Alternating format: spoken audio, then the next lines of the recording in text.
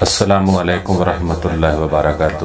مفتی صاحب یہ ارشاد فرمائے کہ عوام میں مشہور ہے کہ خاوند اپنی بیوی کے جنازہ کو کندھا نہیں دے سکتا، کیا یہ درست ہے؟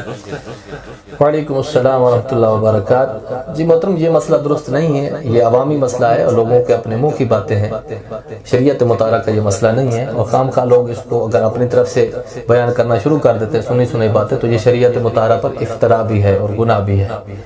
تو شریعت کا اصل حکم یہ ہے کہ محرم ہو یا غیر محرم ہو، اس کو کوئی بھی انسان مرد کندھا دے سکتا ہے، اور کندھا بیان دینے کے لیے نبی علیہ السلام نے یہ ارشاد فرمایا کہ جو 40 قدم کسی میت کو کندھا دے کر چلے گا، رب تعالیٰ اس کے 40 کبیرہ گناہ معاف فرما دے گا۔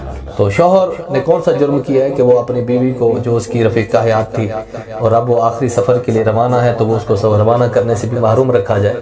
تو یہ ثواب وہ بھی کما سکتا ہے اور کندھا بھی دے سکتا ہے، اس کا حتیٰ کہ اس کا چہرہ بھی دیکھ سکتا ہے اور اس کو قبر میں بھی اتار سکتا ہے۔ یہ شریعت مطالعہ کی طرف سے اس پر کوئی پابندی نہیں۔ ہاں، اس کے جسم کو بغیر کپڑے کے مس نہیں کر سکتا، کیونکہ اب اس کا نکاح ختم ہو چکا ہے۔ واللہ تعالی عالم بالصواب۔